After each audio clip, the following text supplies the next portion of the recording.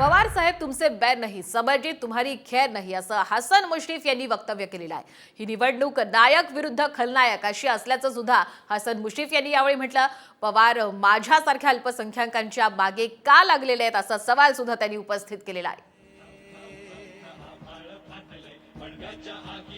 आता निवडणुकीचा रिझल्ट कळवेल। आपण निवडणुकी आधी बोलणं बरोबर नाही। शेवटी कुठल्याही माणसाला आपण कमी लेखत नाही, परंतु पवार साहेब से मेरा बैर नहीं, समरजत अब तुम्हारी खैर नाही। माझं म्हणणं काय आता परवा जयंत पाटील आले, परवा त्यांनी एक सभा घेतली, परत आता काल साहेब आले।